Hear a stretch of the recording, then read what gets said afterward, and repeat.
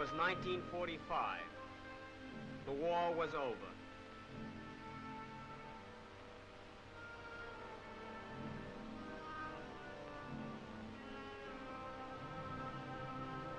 Slowly, painfully, life came back to the ruins of Europe.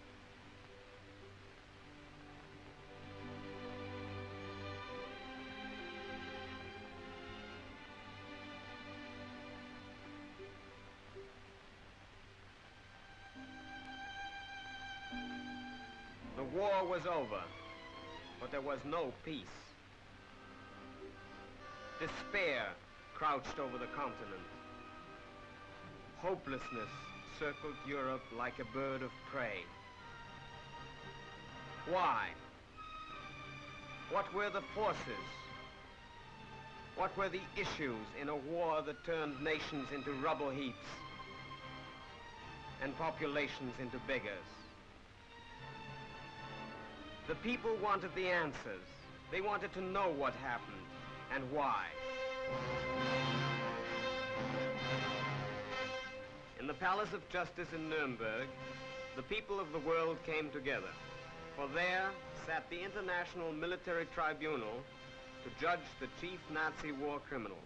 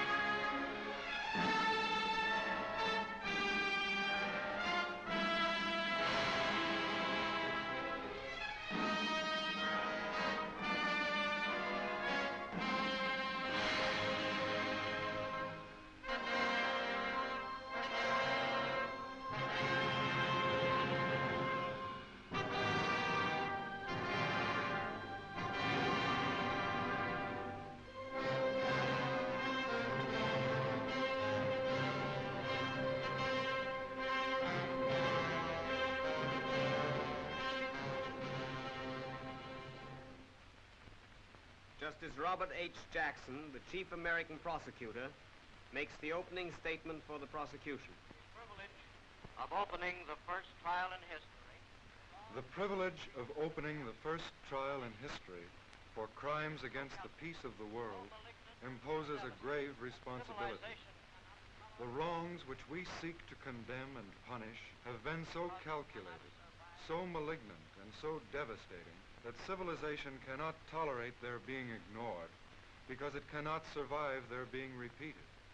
That four great nations, flushed with victory and stung with injury, stay the hand of vengeance and voluntarily submit their captive enemies to the judgment of the law is one of the most significant tributes that power has ever paid to reason. This inquest represents the practical effort of four of the most mighty of nations, with the support of 15 more, to utilize international law to meet the greatest menace of our times, aggressive war. The common sense of mankind demands that law shall not stop with the punishment of petty crimes by little people. It must also reach men who possess themselves of great power and who make deliberate and concerted use of it to set in motion evils which leave no home in the world untouched. In the prisoner's dock sit 20-odd broken men, reproached by the humiliation of those they have led, almost as bitterly as by the desolation of those they have attacked. Their personal capacity for evil is forever past. Merely as individuals, their fate is of little consequence to the world. What makes this inquest significant is that these prisoners represent sinister influences that will lurk in the world long after their bodies have returned to dust. They are living symbols of the arrogance and cruelty of power, of racial hatreds, of terrorism and violence. They are symbols of fierce nationalisms and of militarism, of intrigue and war-making which have embroiled Europe generation after generation, crushing its manhood, destroying its homes, and impoverishing its life. They have so identified themselves with the philosophies they conceived and with the forces they directed that any tenderness to them is a victory and an encouragement to all the evils which are attached to their names. What these men stand for, we will patiently and temperately disclose. We will give you undeniable proof of incredible events. The catalogue of crimes will omit nothing. It may be that these men of troubled conscience do not regard a trial as a favor, but they do have a fair opportunity to defend themselves, a favor which they rarely extended to their fellow countrymen. We will not ask you to convict these men on the testimony of their foes. There is no count of the indictment that cannot be proved by books and records. And we will show you the defendants' own films. You will see their own conduct and hear their own voices as they reenact for you from the screen some of the events in the course of the conspiracy. The acts of the defendants have bathed the world in blood and set civilization back a century. They have subjected their European neighbors to every spoliation and deprivation. They have brought the German people to the lowest ebb of wretchedness.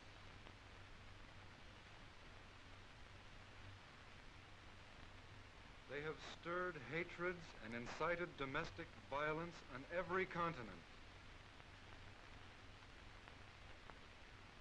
These are the things that stand in the dock shoulder to shoulder with these prisoners. The real complaining party at your bar is civilization.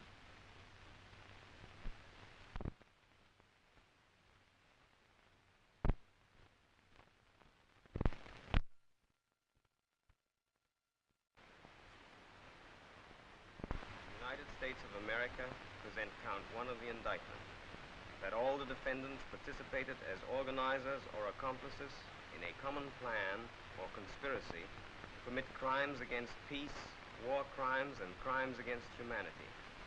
The aims of this conspiracy were open and notorious. The aims of this conspiracy were open and notorious. It was far different from any other conspiracy ever unfolded before a court of justice.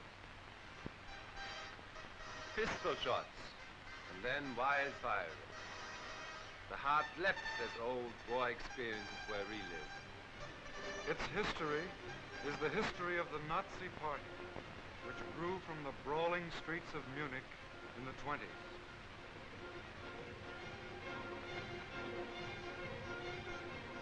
And from the beginning, Adolf Hitler and his followers were committed to the use of any means, whether or not they were legal or honorable. Their aim was the highest degree of control over the German community. Their intentions were blatantly put forth in Mein Kampf and the party program.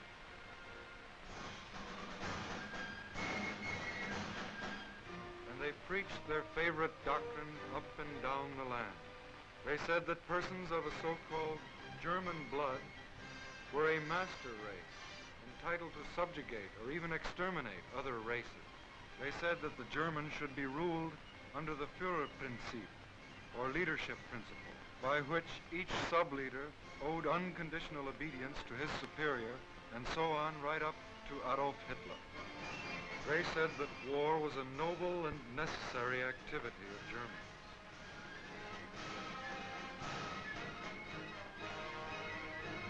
And they said that the Nazi Party alone had the right to rule Germany and the right to destroy the party's enemies.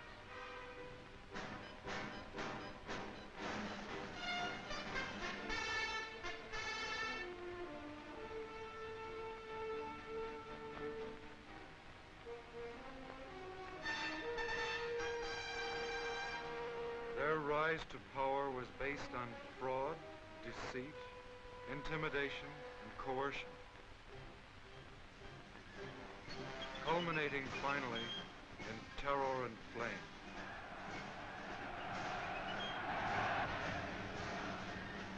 Into that flame went the democratic constitution of the Weimar Republic and the freedom of the German people. For the fires set by the Nazis extended to the very Reichstag. Hans Gesavius, a witness who formerly held a high position in the Berlin police administration, tells of his investigation of the Reichstag fire. Es kurz zu sagen, zunächst den Tatbestand zu geben, haben wir festgestellt. To speak briefly and to state the facts. First of all, we ascertained that quite generally, Hitler had stated the wish for a large-scale propaganda campaign. Goebbels took on the job of making the necessary proposals, and it was Goebbels who first thought of setting the Reichstag on fire. A group of 10 reliable SA men was made ready, and now Goering was informed about every detail of the plan. It was expected from Goering, and he gave his assurances that he would do so, that the police would be instructed, while still suffering from shock, to take up a false trail. Using the Reichstag fire as a pretext for seizing power, the Nazi conspirators lost no time in tearing Germany away from a policy of peace. Late in 1933, they led their nation out of the disarmament conference, quit the League of Nations, and embarked on a course of secret rearmament. By 1934, the new armaments program designed by defendants Goering, Schacht, and Funk was going full blast.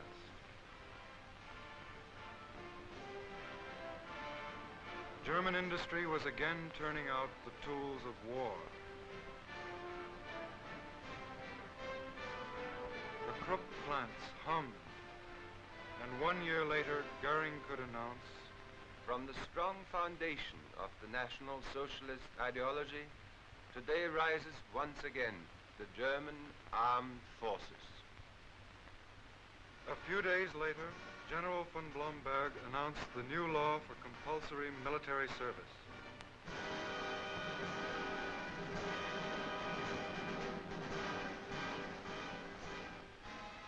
The law was signed by defendants Goering, Hess, Frank, Frick, Schacht, and von Neurath. The training began.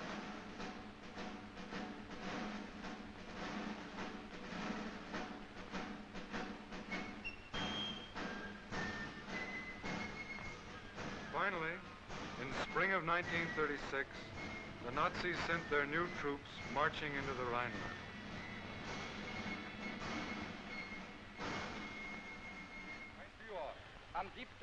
Mein Führer, on March 7th, 1936, soldiers of the army, which was created by order of the Führer, crossed the sacred river of German history and occupied their former garrisons.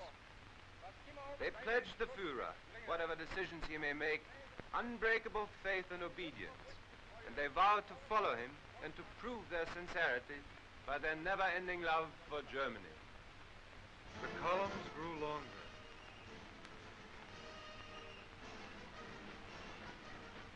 The sound of boots grew louder on the streets of Nuremberg. But Hitler said, The German people is not a people which welcomes a war today, tomorrow, or the day after tomorrow. That is not in the character of the German. He is by nature not only peaceful and peace-loving, but above all, conciliatory. He wants to work. In our country are millions of peasants. They want to till their fields, they want to bring in their harvest. There are millions of workers. They want to perform their work.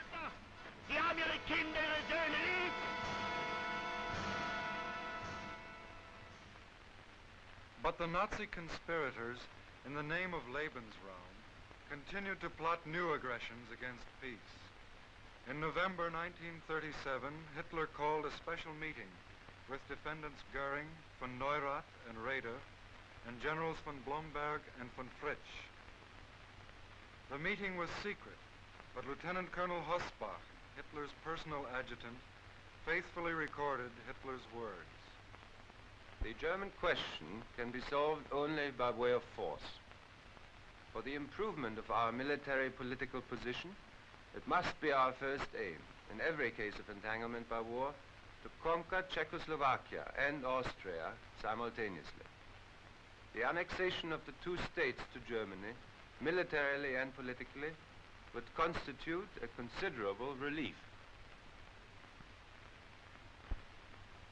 This meeting set the stage for Nazi expansion, and Act I came only 3 months later, at Berchtesgaden, where Defendant von Papen finally engineered a meeting between Schuschnigg, the Austrian Chancellor, and Hitler and Defendants Keitel and von Ribbentrop.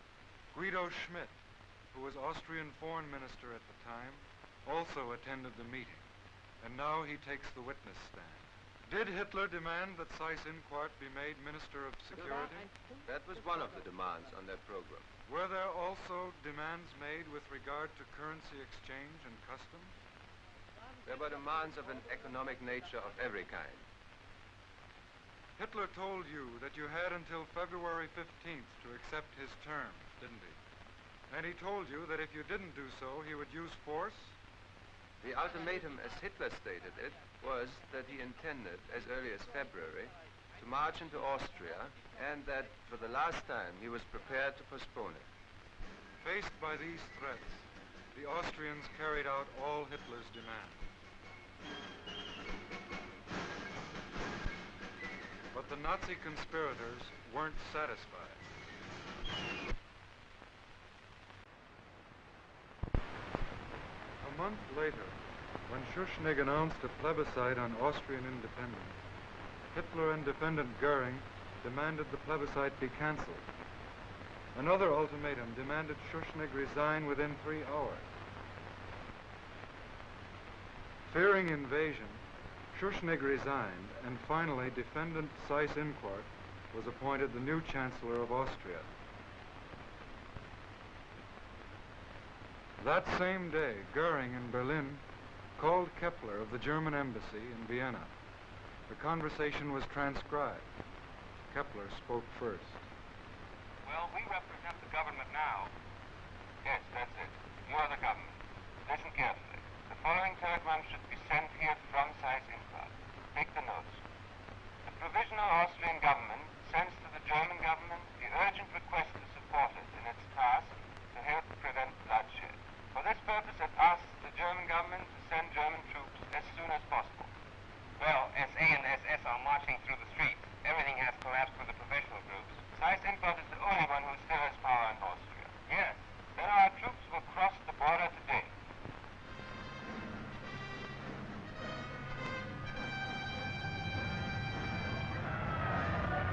The act was written, joining Austria to Germany, and signed by defendants Seyss-Inquart, Goering, Frick, von Ribbentrop, and Hess. Hitler, of course, had said, Germany neither intends nor wishes to interfere in the internal affairs of Austria, to annex Austria or to conclude an Anschluss. 21st of May, 1935, Adolf Hitler.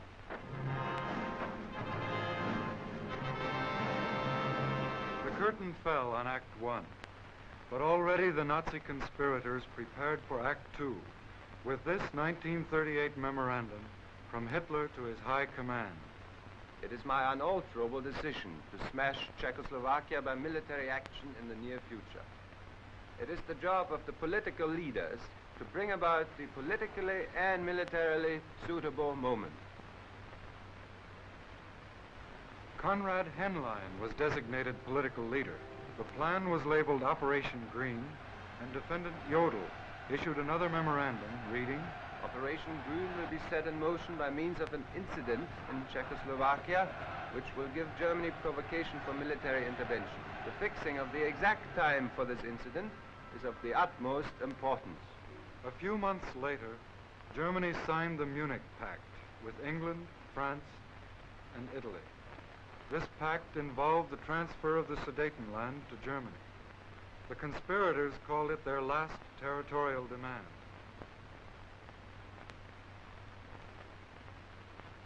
But before the ink was dry, they were making other plans. For Hitler's goal was the complete absorption of Czechoslovakia.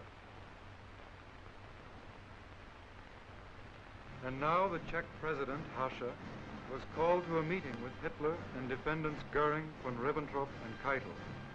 They gave him the ultimatum.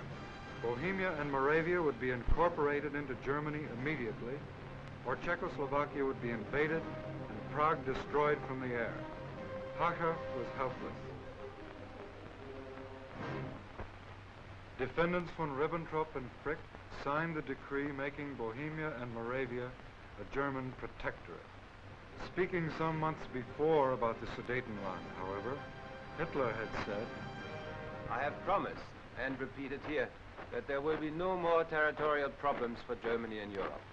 I will be no longer interested in the Czech state, and I will guarantee it. 26 September 1938, Adolf Hitler.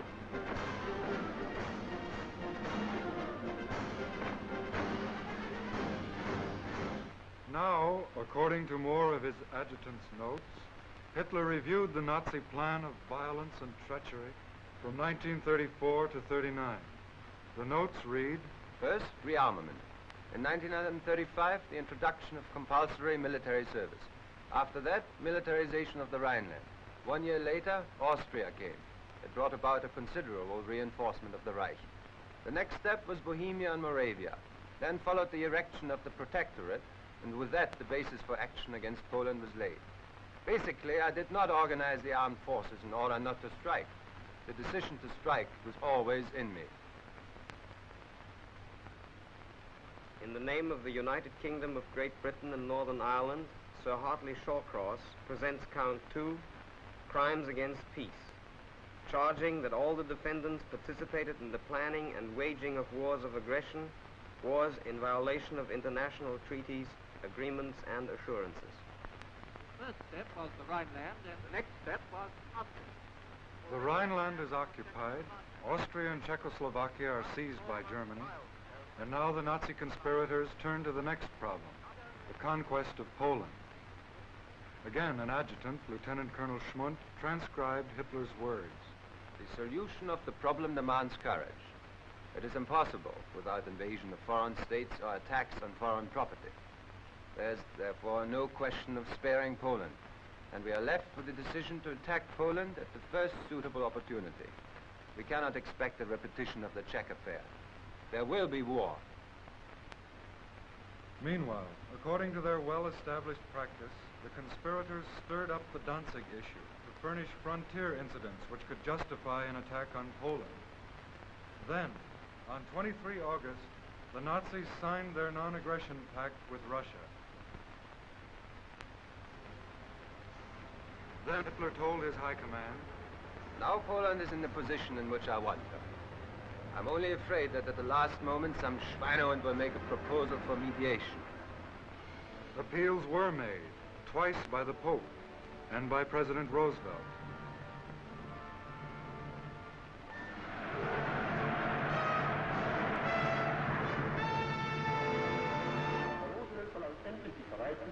Finally, Mr. Roosevelt asks that assurance be given him that the German armed forces will not attack and, above all, not invade the territory or possessions of the following independent nations. He then names as those coming into question Finnland, Lettland, Litauen, Estland, Norwegen, Schweden, Dänemark, Niederlande, Belgien, Großbritannien, Irland, Frankreich, Portugal, Spanien, die Schweiz, Liechtenstein, Luxemburg, Polen. Meine Antwort!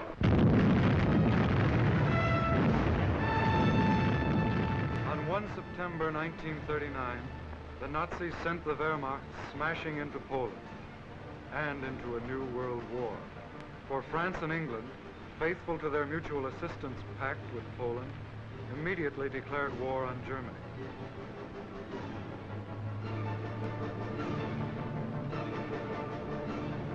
The Luftwaffe, opened mass attacks on Polish towns and cities.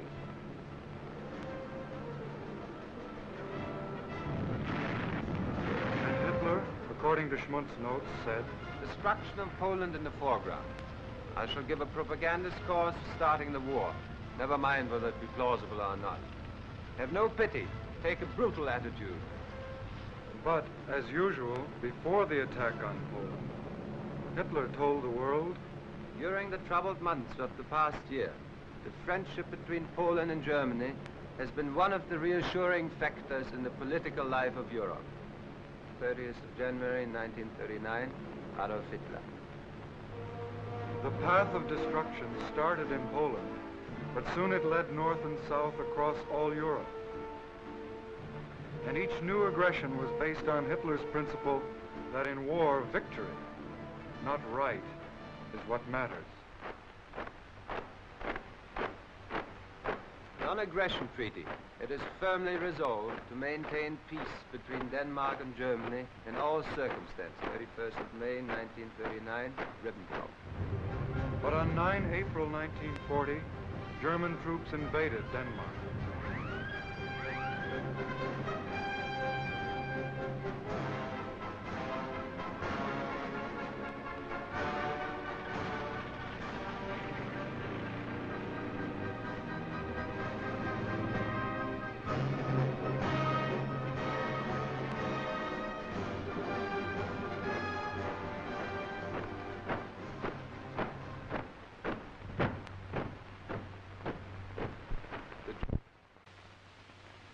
The Reich government is determined, in view of the friendly relations which exist between Norway and Germany, under no circumstances to prejudice the inviolability and integrity of the Norwegian state. 2nd of September 1939, Deutsches Reich. But on 9 April 1940, German troops invaded Norway.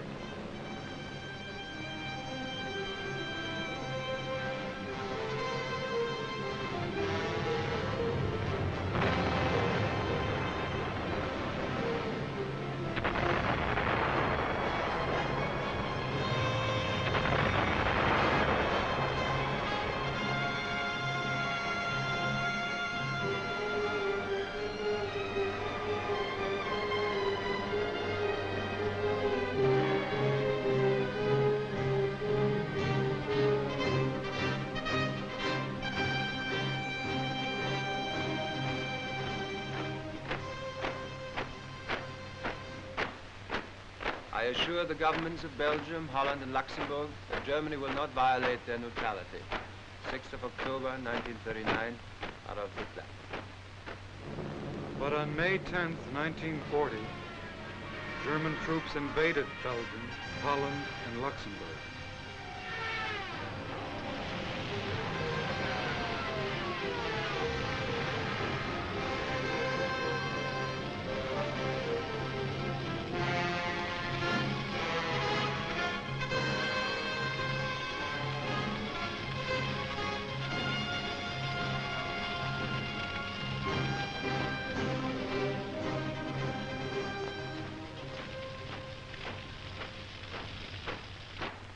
Firmly established, reliable relationship of Germany to Yugoslavia will represent an element of calm to our nerve-wracked continent.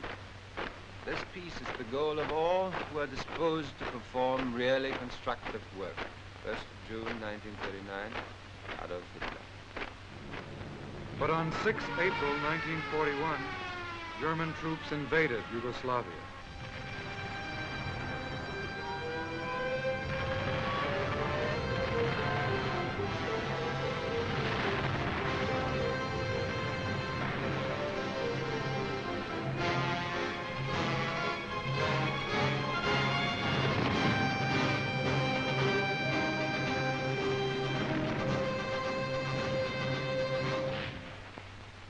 These criminal methods of the Nazi conspirators brought them early success, and by 1941, they had most of Europe under their heel. Now an evil ambition for power and more power drove them on. But two of the world's mightiest nations, the United States and Soviet Russia remained to block the Nazi drive for world supremacy. They had to be dealt with firmly, immediately. And now Germany asked for cooperation from her full partner in aggression to the east and from her junior partner to the south. In Berlin, they drew up the Axis Pact, the blueprint of the new order, and parceled out the continents of the world for Axis domination.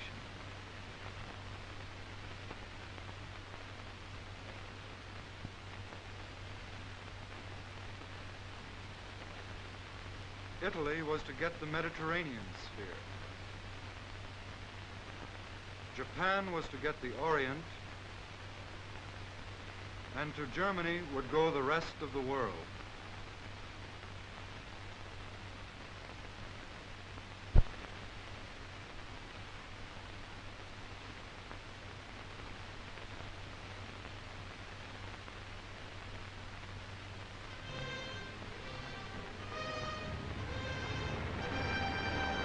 In June 1941, in violation of their non-aggression pact, the Nazis sent the Wehrmacht deep into Soviet territory, according to military plans long made.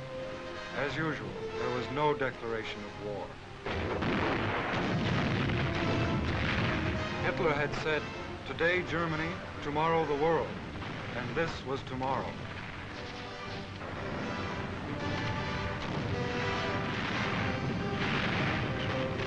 Land warfare in the east, air warfare in the west.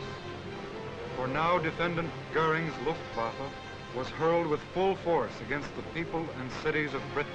Hitler, after all, had told the Reichstag, I will blot out their cities.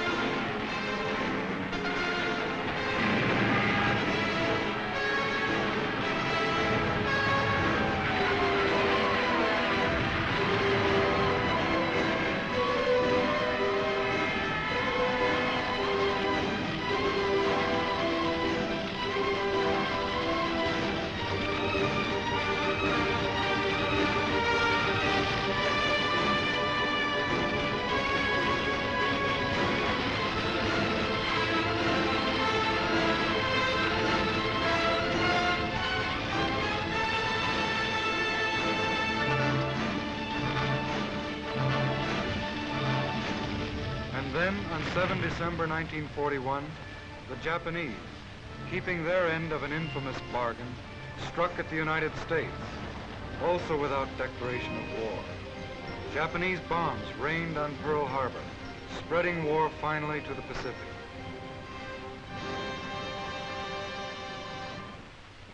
The new order was on the march. World War II flamed around the globe. In the name of the Union of Soviet Socialist Republics, General Rudenko presents counts 3 and 4, charging that all the defendants committed war crimes in Germany and in all those countries occupied by Germany.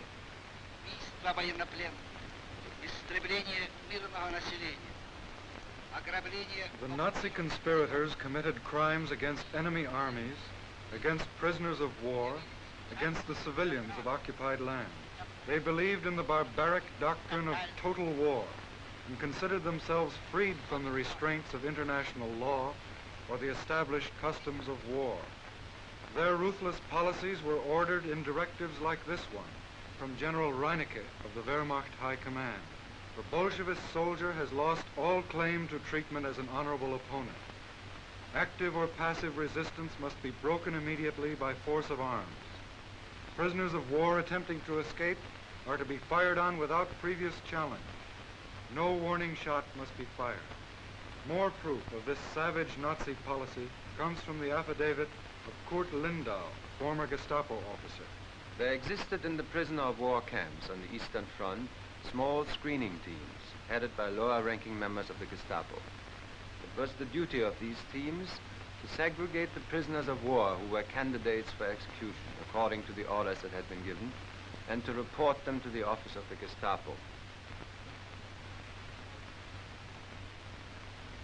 And a letter from Defendant Rosenberg to Defendant Keitel in 1942 stated clearly, a large part of the Soviet prisoners of war has starved or died because of the hazards of the weather. In many cases, prisoners of war could no longer keep up on the march because of hunger and exhaustion. In numerous camps, no shelter for the prisoners was provided at all. Even tools were not made available to dig holes or caves. Yet, when some objected that this treatment violated the Geneva Convention, Defendant Keitel answered with this memorandum. We are concerned with the destruction of an ideology. Therefore, I approve and back the measures. This is proved by the testimony of General Lahusen, who worked under Admiral Canaris in the Abwehr. General Lahusen attended conferences where crimes against whole populations were plotted in advance by the Nazi conspirators. Will you please explain exactly what took place at this conference in the Führer's train? First of all, Canaris had a short talk with von Ribbentrop, particularly as regards the Polish region.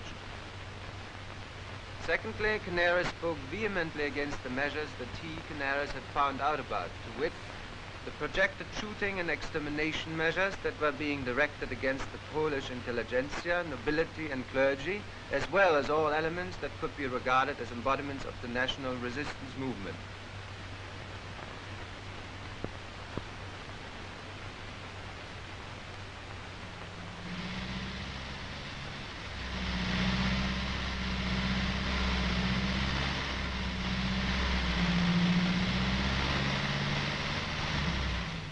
Canaris said at the time, more or less verbatim, that the world will at some time make the armed forces under whose eyes these events have occurred also responsible for these events.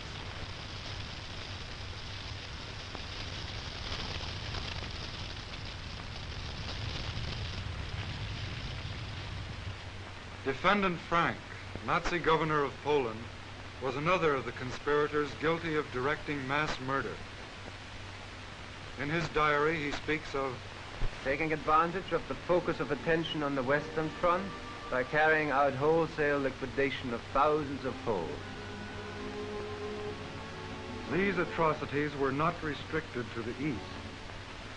Here is the proof in the village of Oradour-sur-Glane, France.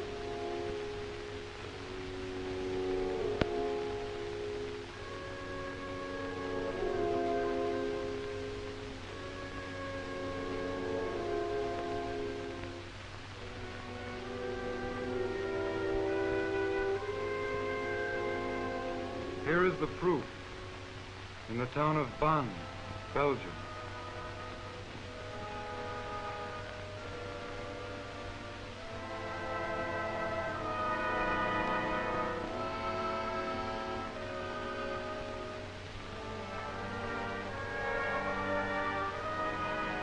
Here is the proof in the San Callisto Caves, Italy, where 350 hostages were carefully listed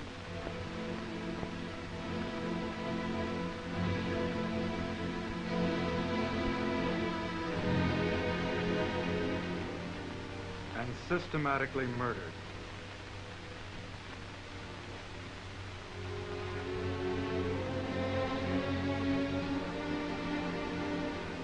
And here is Lidice in Czechoslovakia.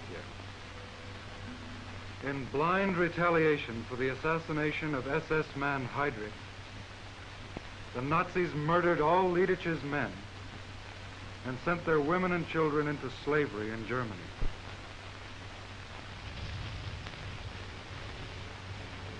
But this was not enough. Boys of the Arbeitsdienst were moved into the ruins of Lidice and ordered to level the village to the ground.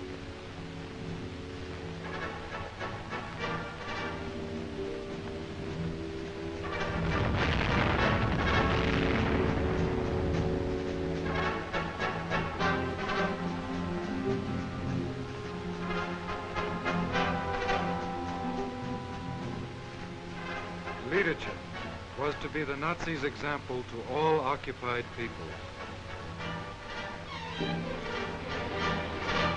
But more terrible still were the concentration camps, which from the beginning had been the conspirators' chief weapon against opposition of every kind. German anti-Nazis were the first victims, but with the war their numbers swelled to include citizens of all the nations of Europe. Their fate is described by witness Rudolf Hess. I commanded Auschwitz until the 1st of December 1943 and estimate that at least 2.5 million victims were executed and exterminated there by gassing and burning.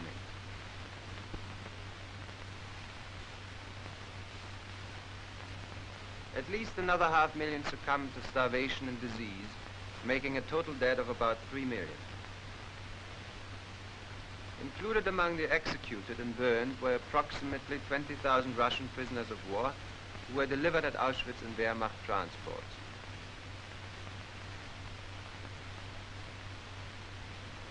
The remainder of the total number included about 100,000 German Jews and great numbers of citizens from Holland, France, Belgium, Poland, Hungary, Czechoslovakia, Greece, and other countries.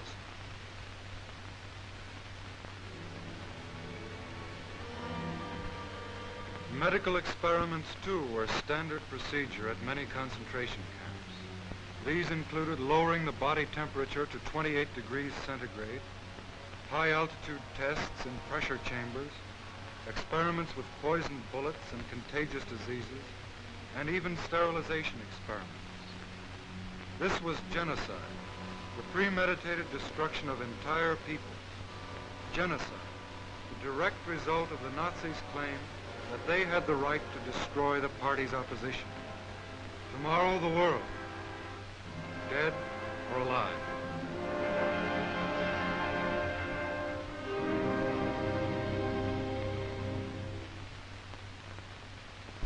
In the name of the French Republic, Monsieur de Menton closes counts 3 and 4, the final charges of the indictment.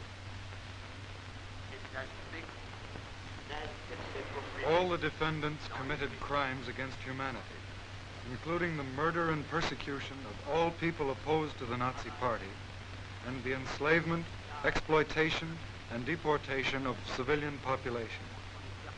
The slave labor policy was the responsibility of defendant Sauckel, who admitted in 1944, out of the 5 million workers who arrived in Germany, not even 200,000 came voluntarily. Forced labor often meant brutal and degrading treatment, for Sauckel himself suggested. All the men must be fed, sheltered, and treated in such a way as to exploit them to the highest possible extent at the lowest possible expenditure. And defendant Bormann added, the Slavs are to work for us. Insofar as we do not need them, they may die. Slavery was only one aspect of Nazi exploitation.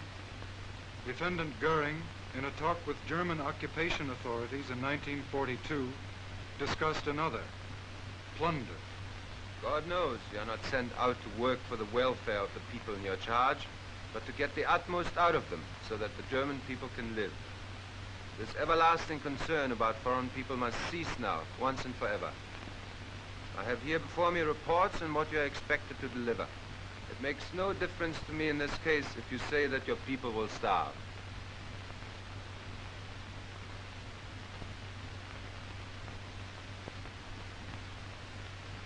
But Nazi crimes against humanity were not limited to foreign peoples. Defendant Frick, as Minister of Interior, directed a program aimed at aged, insane, or incurable Germans, the so-called useless eaters. Thousands were committed to special institutions. Few ever returned. Evidence proves they were murdered because they were useless to the plans of the Nazi conspirators. But perhaps the greatest crime against humanity the Nazis committed against the Jews. A campaign of hate and murder that goes to the heart of the Nazi movement.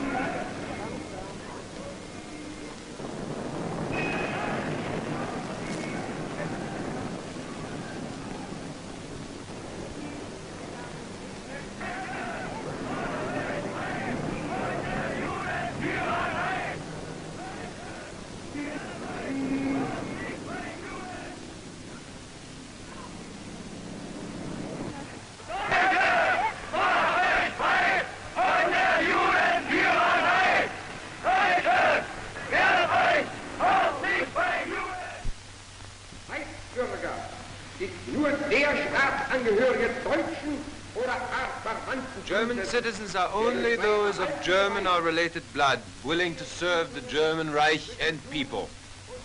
Marriages between Jews and citizens of German or related blood are prohibited.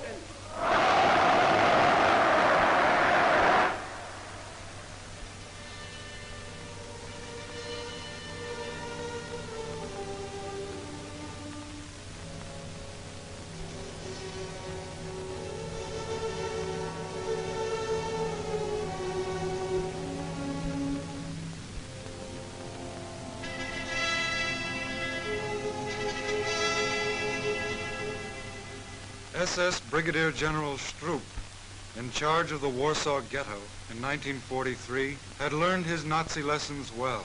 In a secret report, he said, The Reichsführer SS ordered on the 23rd of April 1943 the cleaning out of the ghetto with utter ruthlessness.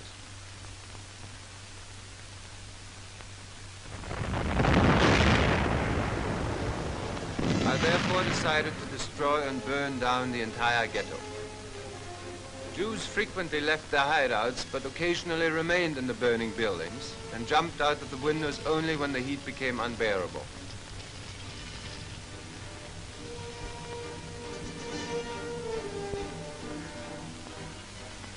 Life in the sewers was not pleasant after the first week. Tear gas bombs were thrown into the manholes, and the Jews were driven out and captured. Countless numbers of Jews were liquidated in sewers and bunkers through blasting. The longer the resistance continued, the tougher became the members of the Waffen-SS, police and Wehrmacht, who always discharged their duties in an exemplary manner.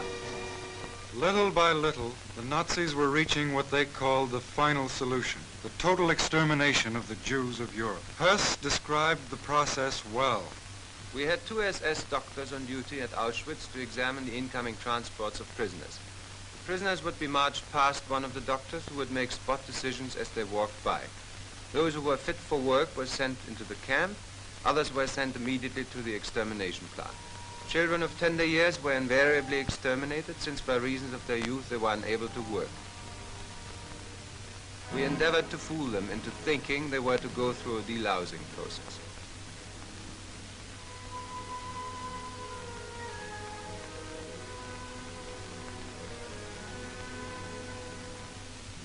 It took from 3 to 15 minutes to kill the people in the death chamber, depending upon climatic conditions. We knew when the people were dead because their screaming stopped.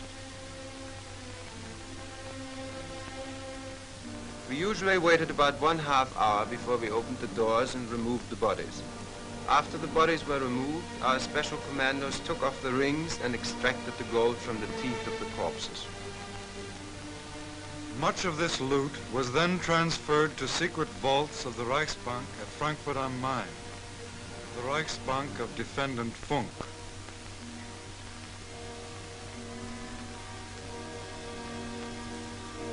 Labor Chief Robert Lai knew that 6 million Jews died in the Nazis' final solution.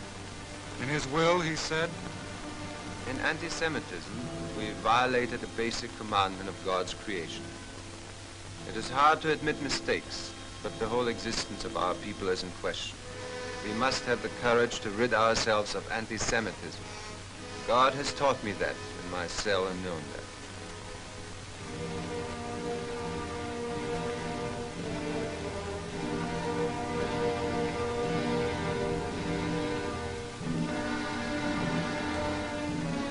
And Defendant Frank himself said before this court, Wir haben den Kampf gegen das Judentum jahrelang geführt. We have fought against Jewry, and we have allowed ourselves to make utterances which are terrible.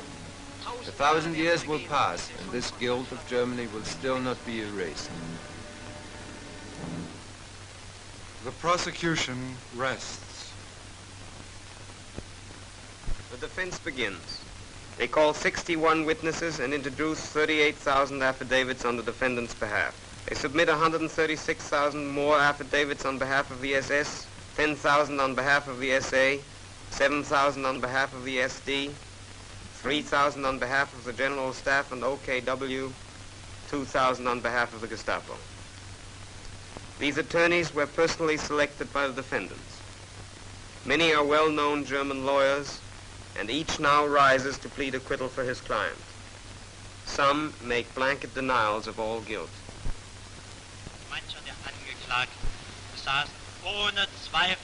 Some of the defendants had, without doubt, a great influence in those spheres which did not interest Hitler. They had no part whatsoever in the great decisions concerning war and peace, armistice and peace offers, etc. Other attorneys lead their clients through a carefully prepared defense. Here, Streicher is examined. I now continue. It has also been stated by the prosecution that Himmler and Kaltenbrunner would have had no one to carry out their orders to kill if you hadn't made that propaganda and if you hadn't conducted the education of the German people in that sense.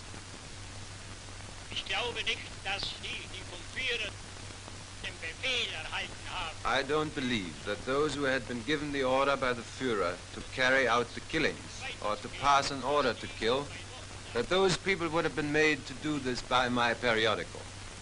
Hitler's book, Mein Kampf, existed, and the contents of that book were the authority, the cause. Next comes Kaltenbrunner.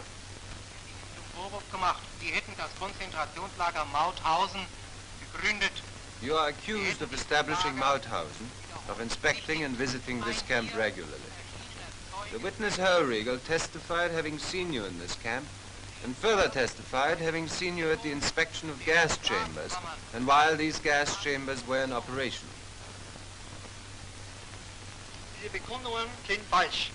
The testimony is wrong. Every concentration camp in the Reich, of which I know anything, was established by Himmler through Pohl. Later, the prosecution is allowed to cross-examine the defendants. Rosenberg is questioned. Did your ministry force people to leave their homes, to go to Germany, to work for the German state? It is true that force was used, and it is not denied that some terrible encroachments occurred. Now, Raeder takes the stand. On the 23rd of May, in the Reichschancellery, Hitler said that he would give you an indoctrination on the political situation. And he said, "We are left with a decision to attack Poland at the first opportunity." Did you still think that he had no aggressive intentions?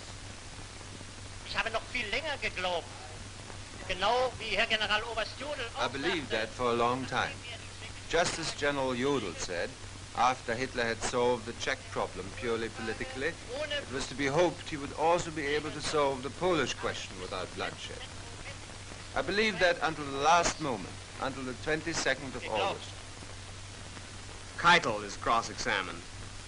Yesterday, your counsel showed you this order, dated 16 September 1941. It said that it is necessary to take immediate cruel measures and that human life in the East is absolutely worthless.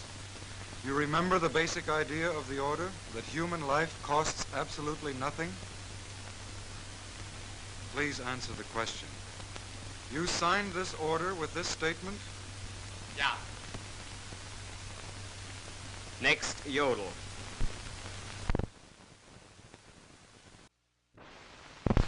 Do you remember any other reason for such great mortality among Soviet prisoners of war?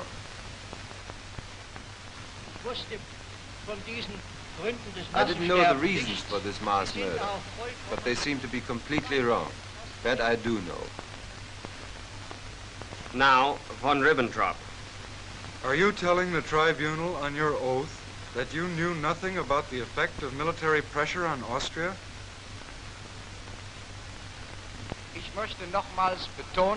I wish to stress again that I knew nothing about military measures, and that if I had known something, I wouldn't see any reason not to say so. But it is a fact that during the days before and after the Hitler-Schuschnigg meeting, I was so busy taking over the Foreign Office that I could give only slight attention to the Austrian problem. Then Goering is cross-examined. At the end of the meeting, you used the following words, didn't you? German Jewry must, as a penalty, forfeit 1 billion marks. Then the pigs won't commit any more crimes. Jawohl. Do you still say that neither Hitler nor you knew of the policy to exterminate the Jews? Soweit es mich betrifft, habe ich gesagt, dass I already have said that not even approximately did I know to what degree this thing took place. You did not know to what degree, but you knew there was a policy that aimed at the liquidation of the Jews. Nein, auf die Auswanderung der Juden und nicht auf ihre No, Ausrottung. not liquidation of the Jews. I only knew that certain perpetrations had taken place. Speer takes the stand. You were present on April 23, 1945, when Hitler received the telegram from Goering suggesting that he take over power. What did Hitler say on that occasion? Hitler war außerordentlich erregt über den Inhalt dieses Telegrammes. Hitler was most excited about the contents of the telegram, and he expressed himself in a very clear manner about Goering. He said that he knew for some time that Goering had failed, that he was corrupt, that he was a drug addict. It was typical of Hitler's attitude toward the entire problem, however, that he followed this statement up by saying, but he can, nevertheless, negotiate the capitulation. He stated in an offhand manner, it doesn't really matter who does it. His disregard for the German nation was expressed in the way he said this. After months of examination and cross-examination, several defendants make final statements to the tribunal. Frank is first. Ich selbst möchte aber hier ganz aus der Tiefe meines Empfindens I myself, speaking from the very depth of my sentiments and from the experience of 5 months of this trial, want to say this. Now that I've gained the last insight into all that which has been committed in the way of dreadful atrocities, I feel a terrible guilt within me. Funk declares. Als mir nun diese Terror- und Gewaltmaßnahmen gegen die Juden When these measures of terror and violence against Jews were put up to me, I suffered a nervous breakdown, because at the moment it came to my mind with full clearness that from here on the catastrophe took its course all the way up to the terrible and atrocious things about which we have heard, and about which I knew only in part at the time of my imprisonment. I felt ashamed and guilty at that moment, and I feel the same way today, but it's too late. Now Schirach speaks. It is my guilt that I educated German youth for a man who committed murders millionfold. Schach is next. Denn hat alles, was vorher dem deutschen Volke und damit auch mir versprochen hatte. Everything he promised to the German people and thereby to himself, he did not afterwards keep. He promised equal rights for all citizens, and without regard to their capabilities, his adherents got privileges before all other citizens. He promised to fight against political lies, and together with his minister Goebbels and by himself, he never did anything but disseminate political lies and political fraud. He released criminals and put them into his service. He did everything in a way of not keeping his promises. He deceived the world, Germany, and me. Speer once more.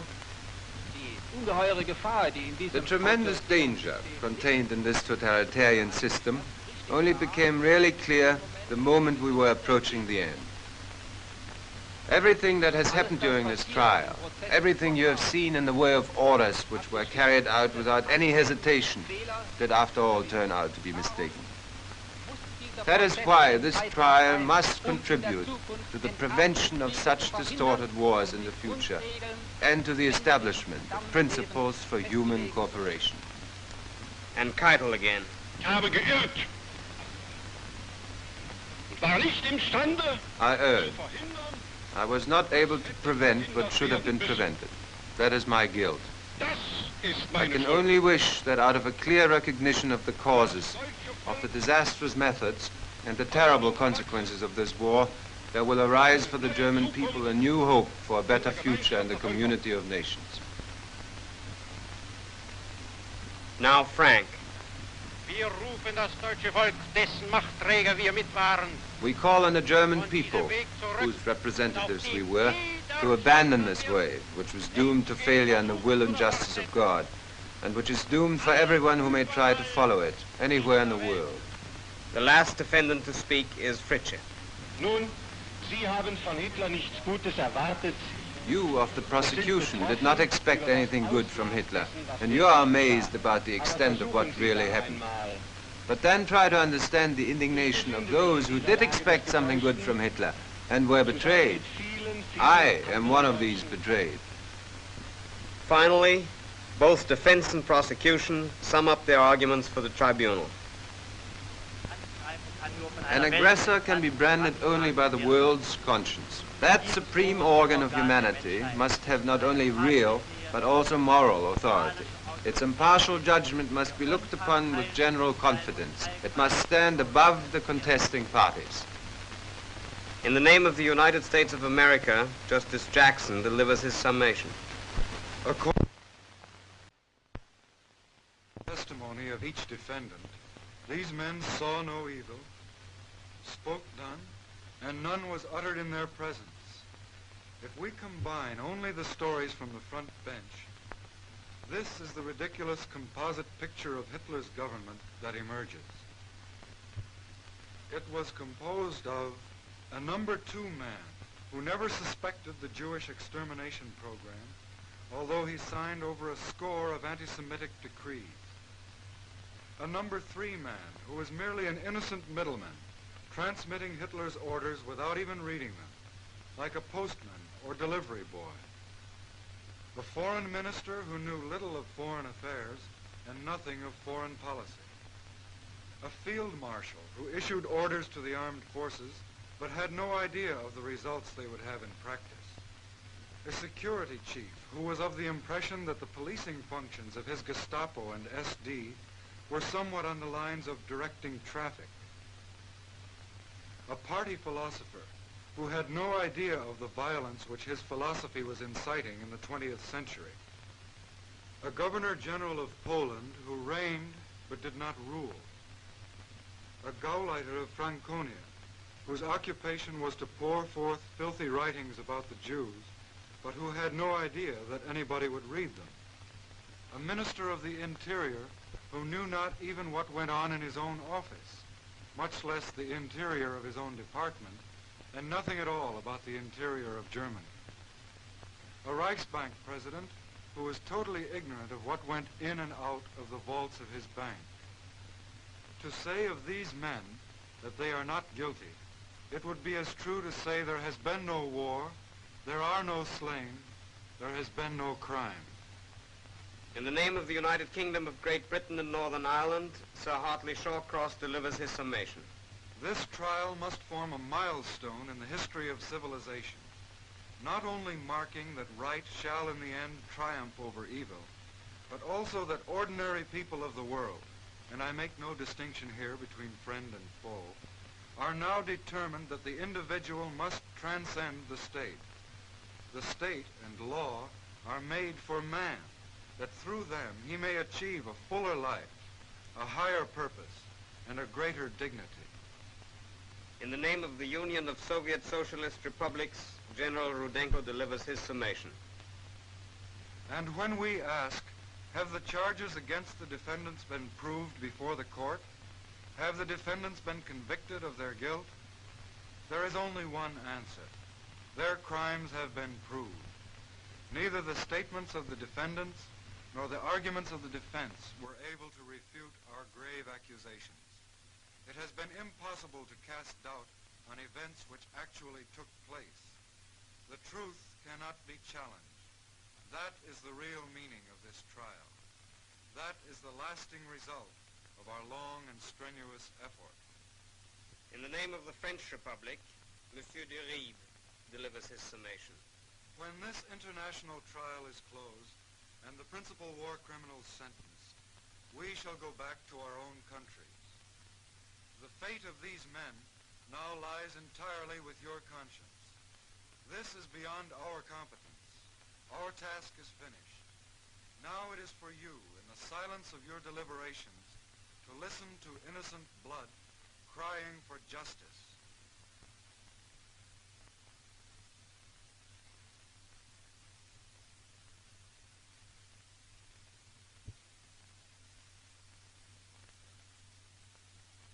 Lord Justice Lawrence, Great Britain, Mr. Francis Biddle, United States, Monsieur de Faber, France, and Major General Nikitchenko, USSR, and their alternates prepare the verdict. It will be based on the opinion of the majority.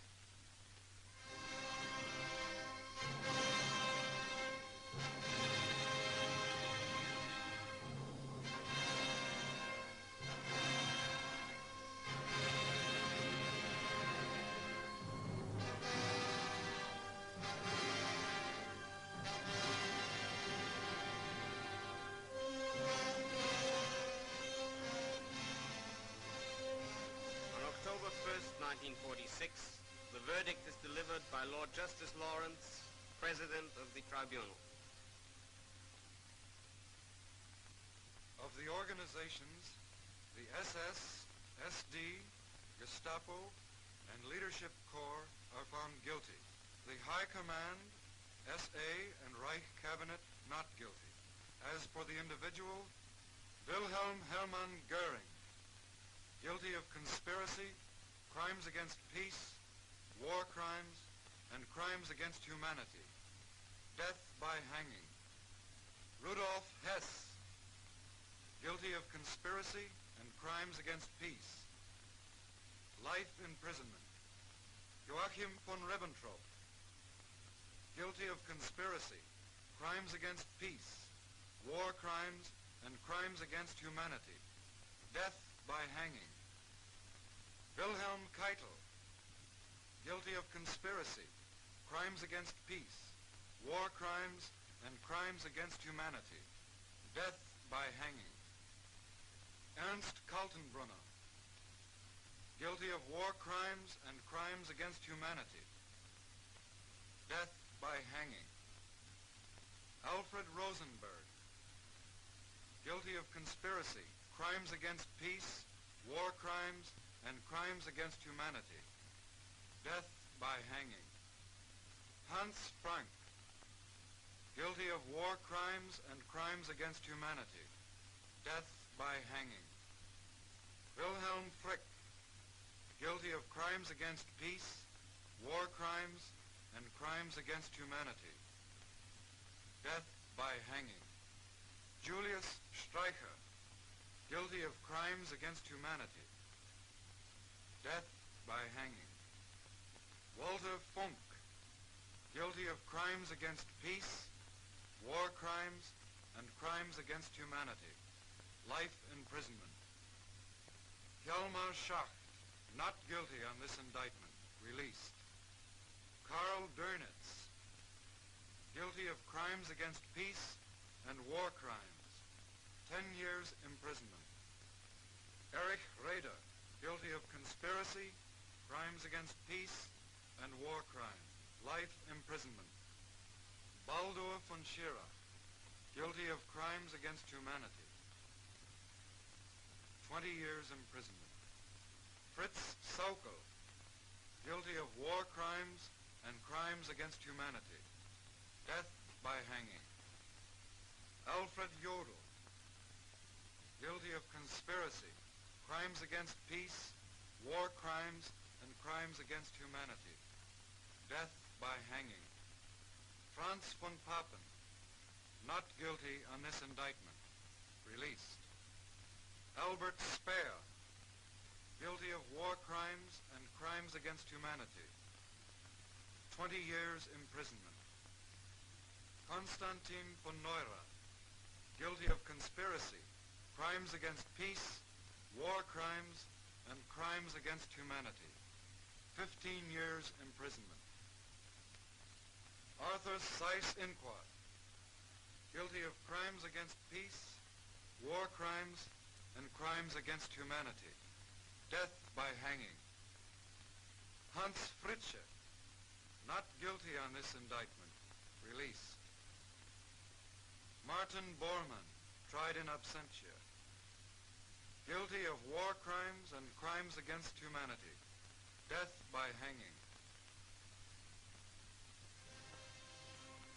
The trial is over.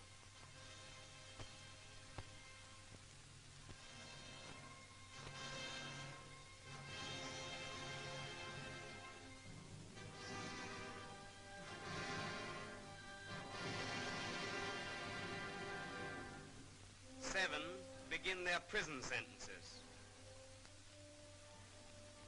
Goering chooses to die by his own hand. The other 10 wait for the gallows.